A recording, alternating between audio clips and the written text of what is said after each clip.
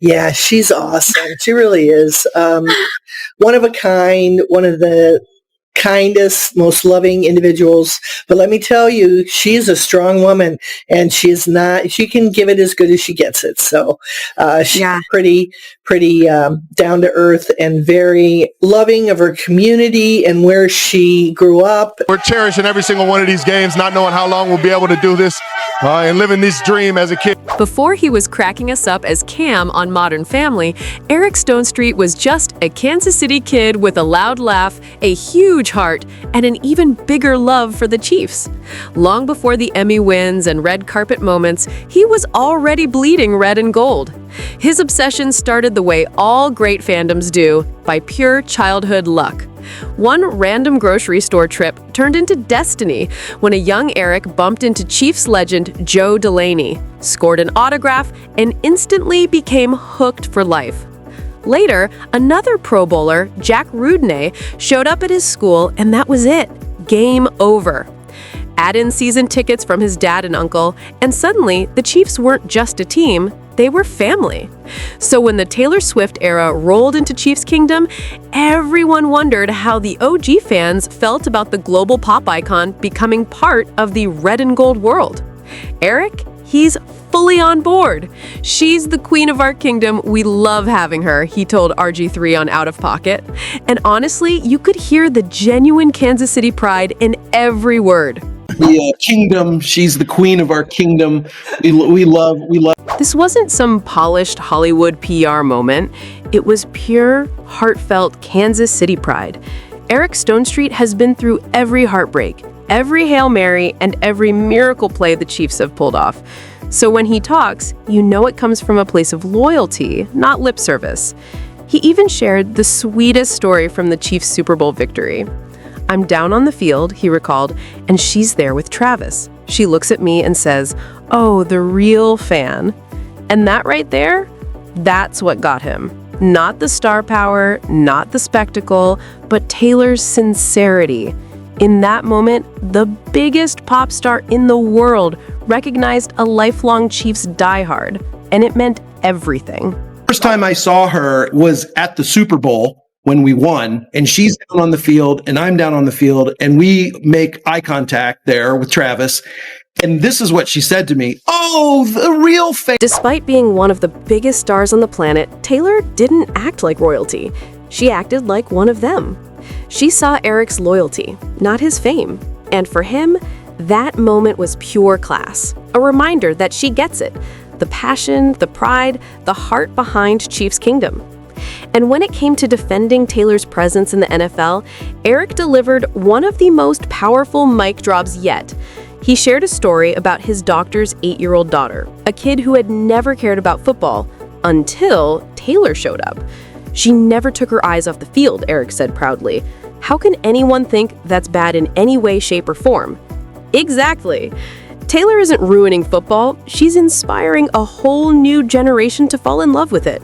Christian just told me the other day he took his 8-year-old daughter to a Chiefs game last year, and she never took her eyes off the field. Like, she is an 8-year-old little girl who is now a football fan. Why? Because Taylor Swift is also a football fan. How can anyone think that's bad in any way, shape, or form? Sure, a few fans still grumble about Taylor's screen time, but let's be real, the numbers don't lie. The New York Times actually crunched the stats. Taylor appears on screen for an average of just 32 seconds during a 3-hour NFL broadcast.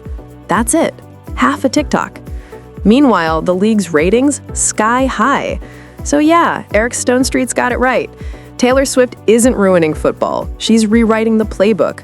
More fans, more energy, more culture. The kingdom just got a little more sparkly, and honestly, we love to see it. Speaking of sparkle, Monday night at Arrowhead Stadium was one for the books.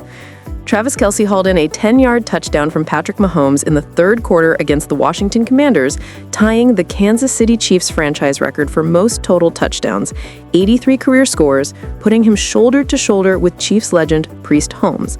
And right on cue, ESPN cut to Taylor in the stands, finally breaking her low-profile streak, cheering like the happiest fan in the stadium. The touchdown wasn't just a milestone, it cemented Kelce's name in NFL history. At 34, he became only the 5th tight end ever to record over 80 career receiving touchdowns, joining icons like Tony Gonzalez, Rob Gronkowski, and Antonio Gates. After a rocky start, a few Mahomes interceptions, one even bouncing off Kelce's hands, Travis turned it around with a 38-yard catch and run, then that record-tying score that sent Arrowhead into a frenzy. And when cameras caught Taylor celebrating, the internet lost it. Through 7 games this season, Kelce's been his usual dominant self. 31 catches, 375 yards, and 3 touchdowns, keeping him on pace for yet another 1,000-yard year. His chemistry with Mahomes remains the heartbeat of Kansas City's offense. No matter who's lining up at receiver, Travis is still the guy. And now, with Taylor officially set to join the Kelce family, Mama Donna is making her feelings clear. She's all in. The two were side by side in the Kelce suite for the Chiefs versus Commanders showdown on Monday Night Football, joined by Brittany Mahomes. Since Travis and Taylor's romance took off in 2023, Donna's become one of Taylor's biggest cheerleaders, both for her music and her impact on her son. Quote, "I think his mind is settled, he feels calm, he feels like he's on a mission, he knows exactly what he wants," Donna recently said. It's a far cry from their whirlwind first meeting back in 2023, when Donna was still adjusting to her son's post-Super Bowl 57 fame. But over time, she and Taylor clicked instantly. Donna even gave Taylor the inside scoop on how to handle Travis, including some of his wilder college-era antics in New Orleans. And now, Donna's gone full Swiftie. She was front and center at the release party for Taylor's latest album, The Life of a Showgirl, rocking merch and singing along like a proud mom-in-law to be. The Chiefs may have their dynasty, but with Taylor in the mix, it looks like the Kelce family's building one of their own. And it's not the first time Mama Kelce has proudly repped one of Taylor's projects. But now, as the Swift and Kelce families gear up to officially merge, it's crystal clear Taylor has Donna's full, heartfelt support. According to insiders, Mama Kelce has even been saving special mementos from Taylor and Travis's early engagement days. The cards, the photos, the little keepsakes that say, "This is real." Sources say both families are over the moon. There was champagne toasts, happy tears, and endless smiles. In short, Taylor's got the ultimate seal of approval and a built-in cheer squad in her soon-to-be mother-in-law. But while the couple preps to walk down the aisle, the internet's already doing what it does best, obsessing over the guest list. Sure, we can expect the usual star-studded lineup: Ed Sheeran, Patrick Mahomes, Blake Lively, and a few other A-list regulars. But there's one name turning heads and raising eyebrows: Harry Styles. Yep, the As It Was heartthrob could technically make the cut thanks to his connection with Zoe Kravitz, one of Taylor's closest friends. But here's the juicy twist. Taylor's not exactly eager to bump into her famous ex. Sources say she's being extra cautious to keep the focus on love, not tabloid déjà vu. And as for Travis, let's just say he's not a fan of the idea. Word is, if it were up to him, Harry would be politely uninvited. For those who need a refresher, Taylor and Harry dated back in 2012, and their split was the stuff of pop culture legend, complete with cheating rumors, icy red carpet moments, and of course, the hit song, Style. Though they've been publicly cordial in recent years, insiders say there's still a little lingering tension. So yeah, picture Zoe Kravitz showing up with her famous ex in tow. Not exactly the vibe you want on your wedding day. Both Taylor and Travis have made it clear they respect each other's pasts, but there are firm boundaries. Travis had a 5-year relationship with Kayla Nicole before Taylor, and both he and Tay are determined to keep their wedding drama-free. So while Harry Styles technically could snag an invite, don't hold your breath. This celebration looks set to be all love, laughter, and 0 X-Files allowed. But you know what is allowed is extraness, with a capital E, because Tavia Hunt, wife of Chiefs owner Clark Hunt, went all out for Taylor's engagement gift. She commissioned a custom wrapping job so drenched in lover-era pinks, sparkles, and soft romantic vibes, it practically sang. And now, the mastermind behind that viral Pinterest-perfect package is teasing what was tucked inside. And trust us, it's as luxurious as the wrapping itself. About a month after Taylor Swift and Travis Kelce made their engagement official on August 26th, Dallas Gift Wrap Creations founder, Anita Ivancevic, took to Instagram to show off the most extra gift box you've ever seen, and it was made for none other than Tavia Hunt, wife of Chiefs owner Clark Hunt. The post featured 2 dazzling slides, the first showing an employee posing proudly beside the over-the-top masterpiece, and the second revealing a close-up of all the glittery glory. Picture this: a pink rhinestone bow, floral paper shimmering with hearts and stars, and a 3D iridescent butterfly that practically screamed Lover-era Taylor. On top sat a card featuring Taylor Allison Swift in elegant script, nestled beneath a swirl of sparkle and shine. Grateful for the trust placed in us to bring this iconic engagement gift vision to life, Ivancevic captioned the post, complete with hand heart emojis, a wink to Taylor's signature stage move. Dallas Gift Wrap Creations later described the box as a design almost as enchanting as their love story itself, a dreamy nod to the lush garden fairy tale setting where Travis popped the question. The post ended with a heartfelt message: "Here's to a lifetime of happiness." As for what's inside that glittering masterpiece, Anita's lips are sealed, but she did drop one teasing clue for eagle-eyed Swifties. "I will tell you that the outside design elements definitely hint at what's inside," she teased. "I'll just leave it at that."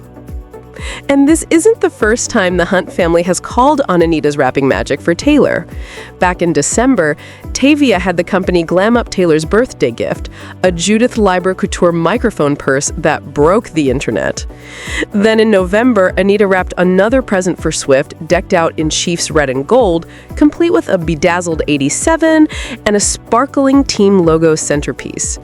One thing's for sure, if there were an award for most extra gift wrap in history, Tavia Hunt and Anita Ivancevic would be taking home the trophy and the tiara.